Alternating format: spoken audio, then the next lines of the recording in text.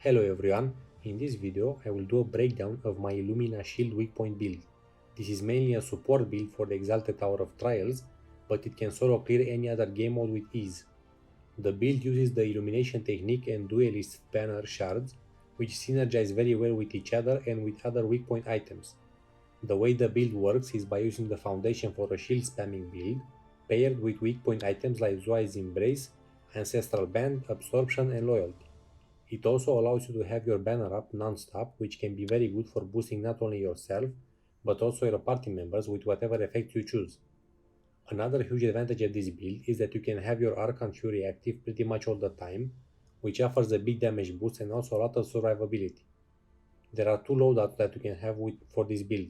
One is focusing on supporting your teammates in the Exalted Tower of Trials, while the other is focusing on providing a better setup for soloing content. Let's dive into the gear pieces for the support loadout. For the primary weapon, you want to use a Sword of Dominance with the primaries of Seed and Dragon Coil. If you don't have one of those, you can either use a Primal Dragon Coil or a Sword of Dominance with Hacker plus Dragon Coil. The reason we are using this item combination is to reach a 100% critical hit chance and get a lot of shield charge back whenever we perform a critical hit. The DPS type of the weapon is not that important, but ideally you should have Water, Physical or Void. For the secondary stats, you want to have double critical hit chance. For the secondary weapon, you want to use a Maul of the Obsidian Pack with the primaries of Darkstar Crusher and Kanabo. The reason you want this combination is because Darkstar Crusher's effect is very good for supporting the Exalted Tower of Trials, and Kanabo allows you to maintain your banner up more often. If you don't have this specific combination, use a Kanabo, ideally Primal. You want to roll double critical hit chance and critical hit damage on it. For the charm, you want to use a Metras Star with Phoenix Talisman plus War Talisman. This allows you to apply Mark of Weakness to all enemies hit by your shield, and also heal yourself and your allies whenever you hit an enemy with your shield. If you do not have this specific combination, you can just use a Phoenix Talisman. You want to roll double critical hit chance and all resistances on it. For the amulet, you want to use a Kayeta. The reason we are using this is to have more shield charge speed, since this is the shield build. In order to activate its effect, you need to reach the cap on your resistances. You don't need to max all of them, but try to max at least 4 or 5. You want to roll critical hit chance, double critical hit damage, and banner charge speed or Archon Fury damage on it. For the rings, you want to use Zwei's Embrace and Ancestral Band. These two rings have perfect synergy with the shards we are using. Zwei's Embrace gives you overhealth whenever you hit a weak point, and Ancestral Band gives you Archon Fury charge and charge speed whenever you hit a weak point. On Zwei's Embrace, you want to roll overhealth gained, 2 resistances and all resistances when upgrading to the max level. On Ancestral Band, you want to roll double Archon Fury damage, shield charge speed, and banner charge speed. For the Lifestone, you want to use an Archon Steer because the critical hit chance and damage synergize well with weak point damage and the rest of the build. For the banner, you can use pretty much whatever you want or need. Keep in mind that your banner is one of the main pieces of this build, since it will be up most of the time. I recommend you use a Carapace banner if you feel like you need more survivability, or a Mesa's banderol if you feel like you need more damage. The secondary rolls should be double critical hit chance, critical hit damage, and weak point damage. Let's move on to the Augments page. In this slot, you want to use an Absorption Augment, which gives you 50% Archon Fury charge speed whenever you hit a weak point.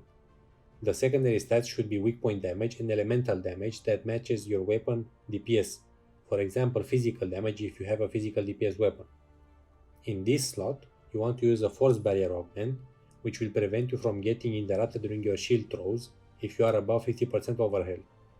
The secondary stats should be overhealth gained, 1 resistance and all resistances.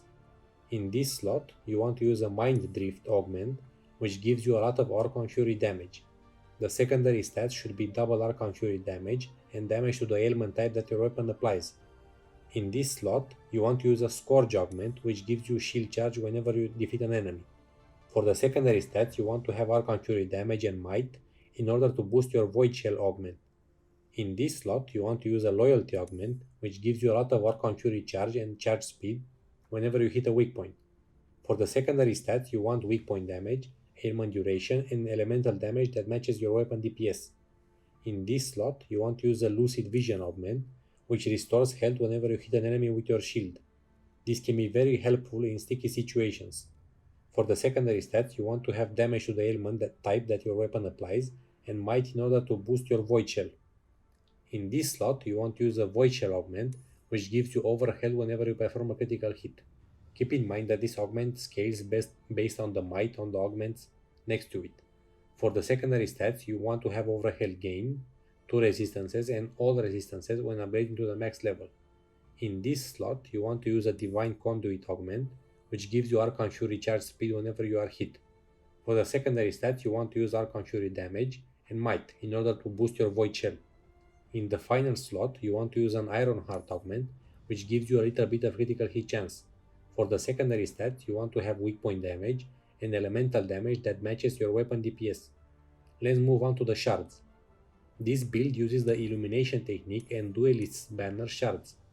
Illumination technique makes your shield throws count as weak point hits and gives you an 80% weak point damage charge whenever you hit an enemy with your shield. You can have up to 5 charges at a time and they last for 10 seconds, meaning you can easily stack up and maintain plus 400% weak point damage just from this shard. This shard also triggers all of your weak point items whenever you hit enemies with your shield throw, which is very powerful. The Duelist's banner shards causes your banner to deal 4000 damage and reveal enemy weak points every 5 seconds. Another effect of the shard is that whenever you hit a weak point inside the banner aura, the banner duration gets extended by 1 second. Since you will be using the Arching Shield Throw skill constantly, you will be hitting a lot of enemies every time, which will extend your banner duration by several seconds on every cast. With proper positioning and aim, you can maintain your banner up during the entire duration of the fight. Let's move on to the skills page. Most of these are pretty self-explanatory, but I will go into detail for the important ones. Shield Throw level 5 allows you to use the Arching Shield Throw, Explosive Wave, and Spectral Blow skills. The Arching Shield Throw is the most important skill in this build because it has a very big range and it hits a lot of enemies if you position and aim correctly. Explosive Wave allows you to gain more shield charge due to the effect of Dragon Coil. Spectral Blow is used to close the gap between you and an enemy quickly or just hit a single target faster. Weak Points level 5 give you an increased weak point damage and unleash a shockwave whenever you hit a weak point. Banners level 5 has synergy with your Duelist's banner shard, giving you more banner overhead, charge speed and duration. Let's move on to the playstyle of the build. You want to start off every fight by placing your banner, switching to your hammer, using 2 southern techniques to activate the bubble, then switch back to your longsword and start spamming Arching Shield Throw plus Explosive Wave. To make the most out of this build, you should learn to position in such a way that your Arching Shield Throw hits as many enemies as possible. Make sure to always use your Archon Fury when it's ready. This build can keep Archon Fury charged up constantly, so you don't have to worry about wasting it. When playing Exalted Tower of Trials, you should look to hit bosses with your shield at least once every 20 seconds to keep the mark of weakness active on them. Try to take out the elite enemies first, then take care of the bosses. The reason why this build does not work very well solo in the Exalted Tower of Trials is because of Solaris, which has a shield that reduces a lot of damage he takes. It is very difficult for a crit weak point build to get past that shield. This build has no issues with any other boss in the game. Let's look at the loadout, which is more suited for a solo playstyle. You want to use pretty much the same items, but you should change your charm with a Metra Star with Lion Talisman plus Phoenix Talisman. The reason for this is to be able to use your weapon techniques as well, which gives you more DPS overall. If you did this, you should also replace your Kayeta amulet with a Kodolaba's Legacy with Amulet of the Betrayer plus Amulet of the Exarchs for even more banner uptime. If you don't have that specific combination, use an Amulet of the Betrayer. Thank you so much for watching and I'll see you in the next one.